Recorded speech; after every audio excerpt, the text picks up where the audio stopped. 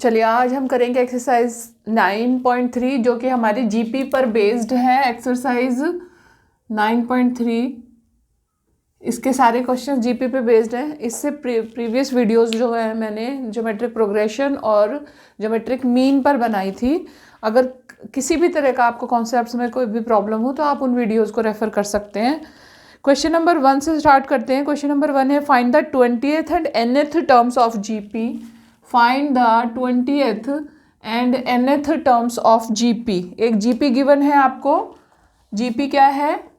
5/2, 5/4, 5/8 and so on. ठीक है, इसमें आपको nth टर्म फाइंड आउट करनी है। तो जब हमने पहले हमने जीपी की वीडियो बनाई थी उसमें मैंने सब कुछ अच्छी तरह से एक्सप्लेन किया था और उसमें बताया था कि जो nth टर्म होती है उसका जनरल फॉर्मूला होता है AR⁻n-1, जहाँ पर A क्या होता है? फर्स्ट टर्म होती है, R क्या होता है? कॉमन रेशियो होती है, और N क्या होता है? नंबर ऑफ टर्म होता है। ठीक है, तो A हमारे पास फर्स्ट टर्म ये है। ऑब्वियसली जो हमें सीक्वेंस दिखाई दे रहा है उसमें जो सबसे पहली टर्म है वो हमारी फर्स्ट टर्म हो गई। ठीक है, अब हमें देखना है कि कॉमन रेशियो क्या है। इसमें कॉमन रेशियो देखो, कॉमन रेशियो है 5/4। 5/2 के बाद हमारे पास क्या है? 5/4। तो हम कॉमन रेशियो कैसे फाइंड आउट करते हैं? A2/A1। ठीक है, ये हमारा था A1 और फर्स्ट टर्म या A या A1। ठीक है, और R हमारा क्या हो गया? A2/A1। A2 क्या है? 5/4 होल अपॉन 5/2 है ना।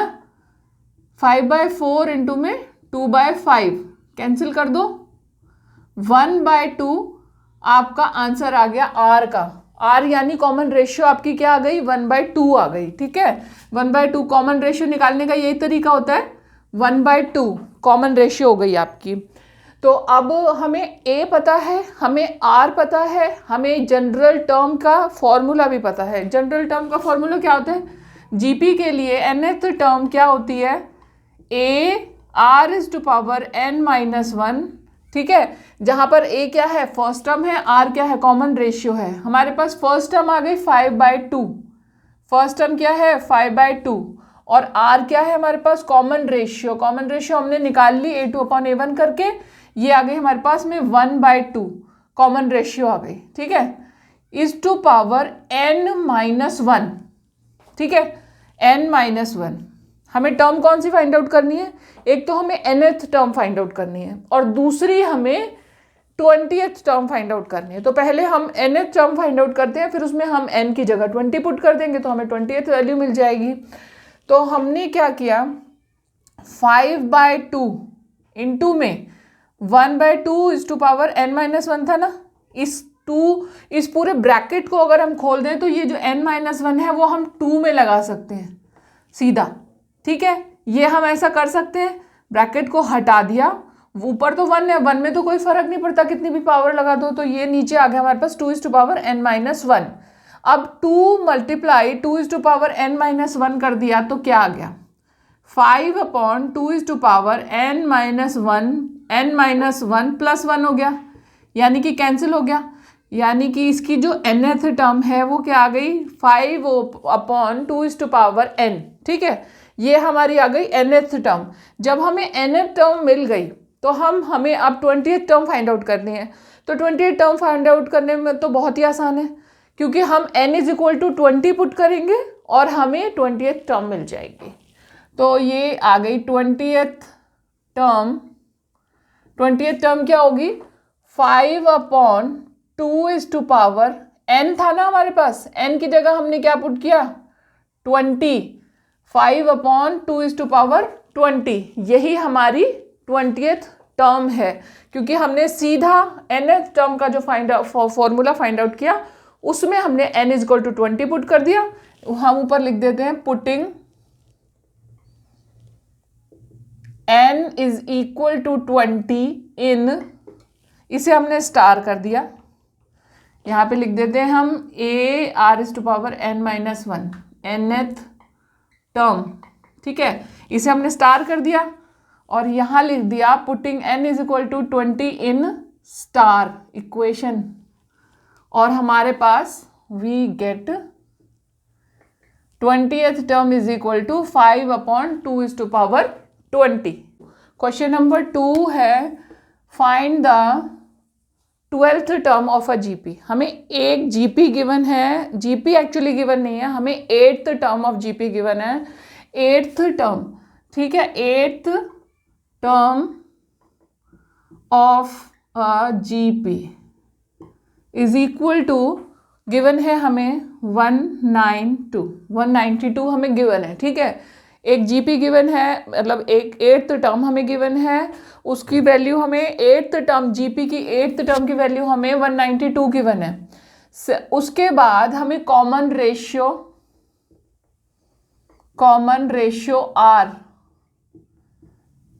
इज इक्वल टू 2 भी हमें गिवन है, ठीक है। ये दो चीज़ें हमें गिवन है, हमें 12th टर्म फाइंड आउट करनी है। तो सबसे पहली बात कि जीपी की जनरल टर्म जो होती है nth टर्म, उसका फॉर्मूला क्या होता है? nth टर्म का formula is equal to a r is to power n minus 1, ठीक है, ये होता है। तो अब हमारी जो 8th टर्म है, उसका फॉर्मूला क्या होगा? इसमें अगर हम n की जगह हम 8 पुट कर दें, putting n is equal to 8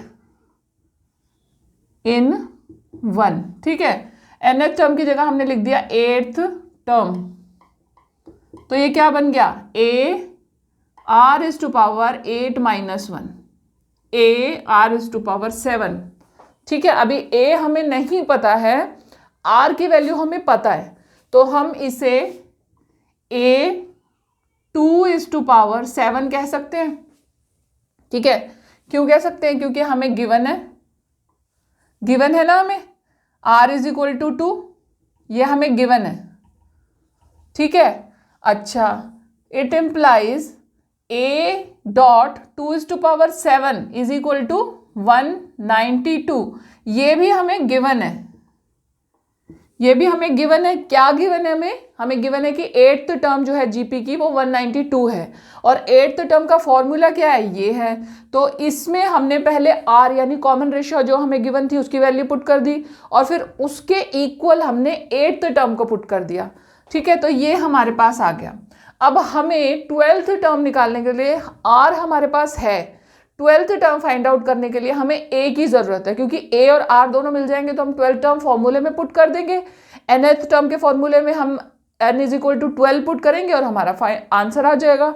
तो हमें a निकालना है। सबसे पहले a निकालने के लिए हमने क्या किया, ये जो 2 इज टू पावर 7 था इसे हम इसके नीचे ले जाते हैं, तो ये आ गया a is equal to 192 upon 2 is to power 7, ठीक है। अब ये हो गई आपकी equation number 2। a is equal to आपके पास वैल्यू आ गई। अब हमें फाइंड आउट करना है 12th टर्म, तो हम क्या करेंगे, putting n is equal to 12 in equation 1। Equation 1 में हमने n is equal to 12 put कर दिया, तो ये आया हमारे पास 12th term is equal to a r is to power 12 minus 1 is equal to a r is to power 12 minus 1 यानी 11, ठीक है। अब क्या है कि हम a की वैल्यू इसमें पुट करेंगे। हमने लिखा putting value of a from equation number 2।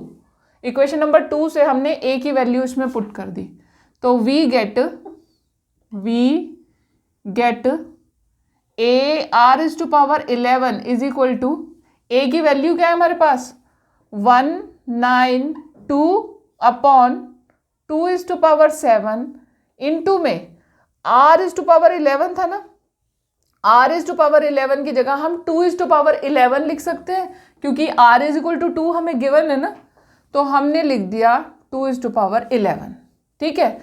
अब जब हमारे पास 2 इज टू पावर 11 यहाँ पर है और 2:7 नीचे है, तो क्या होगा, 2 की वैल्यू 192 इंटू में 2:11 ऊपर नीचे बेस बराबर होने पर क्या होता है कि ऊपर और नीचे जब बेस बराबर है तो पावर्स क्या होंगी, आपस में सब्ट्रैक्ट हो जाएंगी, क्योंकि दोनों एक दूसरे को डिवाइड कर रहे हैं ना। इसको अगर हम 2/11 2/7 ये है ना, इसको हम क्या करेंगे, ये क्या बन जाएगा, 11 - 7 बन जाएगा ना। ये हमने पहले प्रीवियस क्लासेस में पढ़ा हुआ है, तो हम इसका यूज करते हुए इसे लिखेंगे 2:11 - 7। ठीक है, अब 2:11 - 7 का मतलब क्या हुआ, 11 में से 7 को सब्ट्रैक्ट कर दिया, हमारे पास पावर कितनी बची, 192 इंटू में 2:4, 11 - 7 = 4 हो जाएगा। 2:4 का मतलब है 2 2 ज़ा 4 2 ज़ा 8, या कर लो multiply, 192 multiply 2 into 2 into 2 into 2, ठीक है, 2 2 ज़ा 4 4 2 ज़ा 8 8 2 ज़ा 16 16 से 192 को आप मल्टीप्लाई कर लो, 16 2 ज़ा 32, कैरी 3, 16 9 ज़ा 144 और 3 47, 147 14 कैरी हो गया, 16 1 ज़ा 16 और 14 को ऐड कर दो तो ये हो गया 30। आंसर आ गया आपका 3072। यही आंसर होगा आपका 12th टर्म का आंसर। अगर आप मेरे इसी तरीके की वीडियोस को देखना पसंद करते हैं तो मेरे चैनल को सब्सक्राइब ज़रूर करें, बेल का बटन दबाएं ताकि जब भी मैं अपनी वीडियोस अपलोड करूं तब आपके पास नोटिफिकेशन पहुंच जाए।